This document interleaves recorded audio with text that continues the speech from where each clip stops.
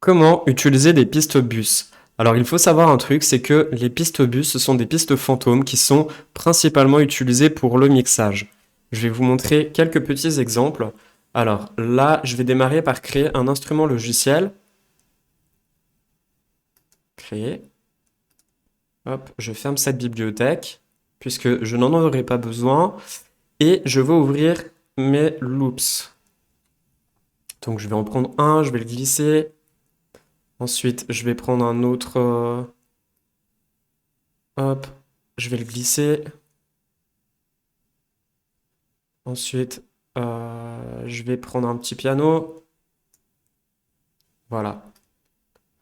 Donc là, j'ai les loops qui sont mises.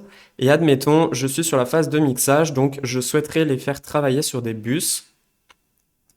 Je vais mettre un petit peu moins fort et un petit peu moins fort celui-ci. Déjà, on va écouter un petit peu le titre.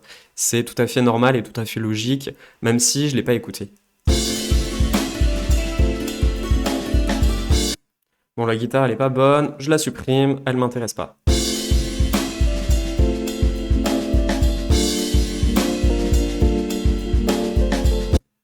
Voilà, donc admettons, vous avez de nombreuses pistes qui ont été créées, et si par exemple, vous avez plusieurs pistes de drums,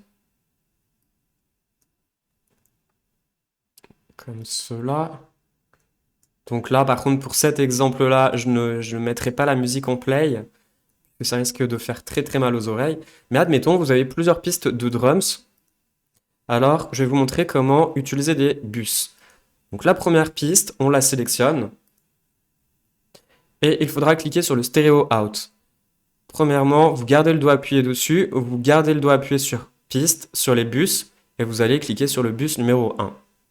Ensuite, on va faire pareil, on va glisser le stéréo out pour l'envoyer vers l'auxiliaire 1, et pareil pour cette autre piste de drum. Stéréo out, bus, piste 1. Donc, vous voyez cette piste fantôme apparaît juste ici, c'est l'auxiliaire 1. On va par défaut la renommer, on va la nommer drums, puisque là, ce sont des pistes avec des drums.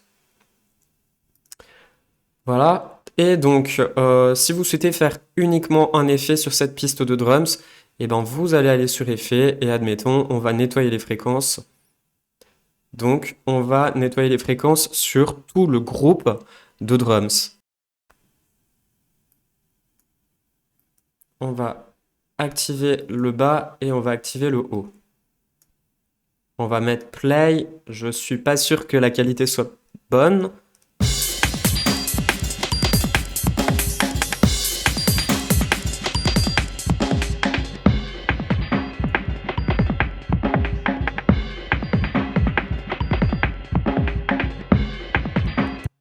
Et en fait, lorsque vous avez mis solo sur la piste de drums, cela veut dire que ça sera uniquement ces pistes qui vont jouer. Si je désactive le solo, vous voyez, le petit piano s'est mis en mute. Donc si je reclique sur une piste de drums, je mets le drums en solo, vous voyez, elles ne deviennent pas grises. Si je veux uniquement jouer cette piste, je clique sur solo ici, sur cette piste-là, je clique sur solo, et puis, ou tout simplement ici, et puis on entendra uniquement cette piste. Alors bien sûr, vous entendrez cette piste, mais avec l'effet qui a été appliqué sur la piste bus. En fait, la piste bus vous permettra de pouvoir regrouper tous vos instruments qui sont dans la même lignée. Donc que ce soit les voix, que ce soit les mélodies, les accords, etc. Et ensuite, si par exemple sur le trémolo, vous souhaitez lui appliquer un objet, donc un effet, vous allez sur ici, donc sur les envois, vous allez garder le doigt appuyé sur votre souris et vous allez glisser sur un bus numéro 2 par exemple. Ce bus numéro 2, c'est l'auxiliaire 2 qui est ici. On va le renommer et on va dire qu'on va y mettre une réverbération. Reverb. Voilà, donc ici, on va choisir un effet de reverb. Par exemple, la chroma reverb. Et on va choisir un preset qui est déjà fait, qui nous permettra de gagner en rapidité en tout cas. On va choisir un large et on va mettre le volume de cet effet au maximum. Donc c'est le wet. On va mettre play sur celui-ci et on n'a rien du tout. Donc l'effet, on ne l'entend pas. Pourquoi on ne l'entend pas? Tout simplement parce qu'il faut régler le volume de notre effet ici.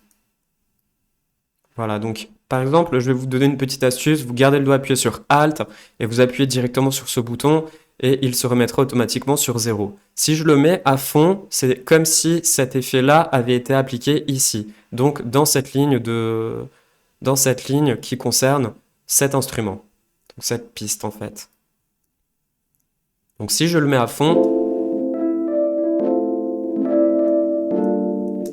vous entendez, l'effet est extrêmement fort. Si je mets uniquement la réverbération en play, et si je la diminue, si je diminue ce petit bouton, c'est le volume de la réverbération qui diminuera. Alors, soit vous pouvez le diminuer ici, ou soit vous pouvez le diminuer là. Mais principalement, quand on l'utilise en tant qu'envoi, en tant qu'effet, et pas forcément sur le mixage total, comme j'ai pu le faire au-dessus, c'est que on peut l'appliquer, par exemple, sur ce piano-là, puis je vais chercher un autre piano, un organe, je vais lui appliquer également cet envoi de bus de reverb et celui-ci pourra l'avoir plus ou moins fort, mais il y aura sur les deux la même réverbération. Voilà, donc ces deux pianos ont tous les deux une reverb qui est assimilée. Ensuite, ce que je peux faire, c'est changer leur stéréo out pour ne pas les faire sortir dans la piste master, mais plutôt leur faire sortir dans une piste, allez, on va dire que ça va être la numéro 10. Et celle-ci aussi, la piste numéro 10. Et on va la renommer piano. Si je mets play, ce sont les deux qui vont jouer.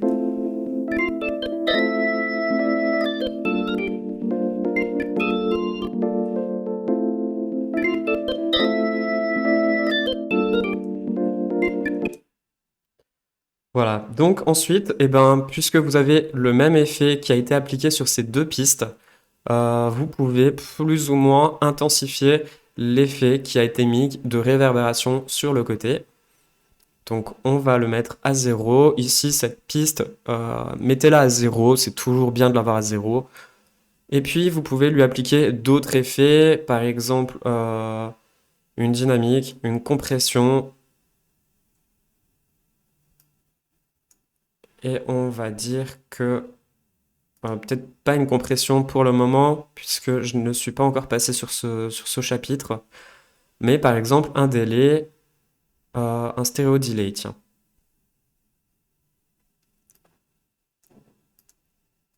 Hop, et puis je vais y mettre un 8. N'oubliez surtout pas d'activer la puissance et que, en fait, votre effet, lorsqu'il est mis sur une piste bus, de le mettre à fond. Vraiment le plus fort possible. Voilà, donc là, si je mets uniquement cette piste reverb en solo,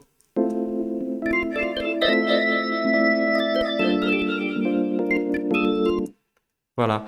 Et si je veux écouter cette piste jazz, ah, j'ai un petit problème. Ah oui, le piano, il était en solo. Celui-ci, admettons, cet effet, je le trouve beaucoup trop fort. En tout cas, cet effet de reverb plus de délai. Donc, je vais le diminuer un peu.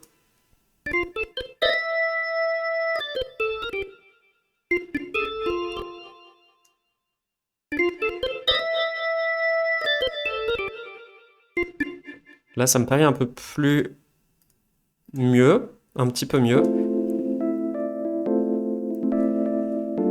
Sur celle-ci, j'aimerais en avoir une bien forte. Voilà.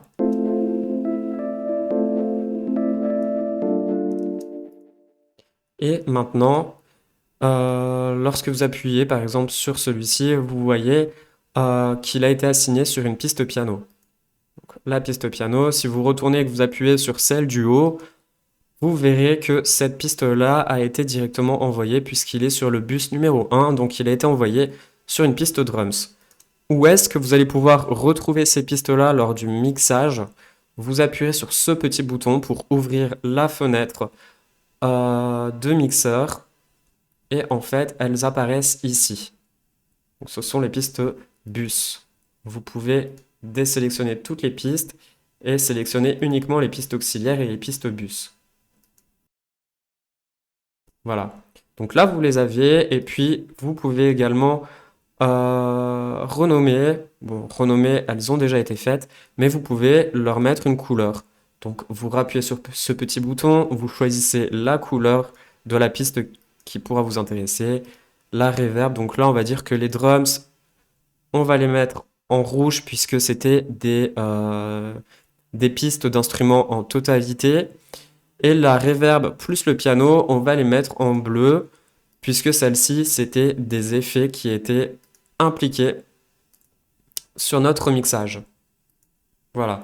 Donc là, il y a différents, donc je vous ai présenté sur cette vidéo deux formats différents de pistes bus. N'hésitez pas si vous avez des questions à me les poser dans les commentaires et puis j'y répondrai avec plaisir. N'oubliez pas également, si vous avez des musiques que vous souhaitez m'envoyer ou me faire part, je suis disponible pour vous les écouter et vous envoyer tous mes retours dessus, gratuitement bien sûr. Et ça sera même avec plaisir de pouvoir échanger sur vos titres et vous donner tous mes retours. Donc n'hésitez pas, tous les liens sont dans la barre d'infos. Vous aurez plein d'informations supplémentaires utiles dans cette barre d'infos concernant mon adresse mail, etc.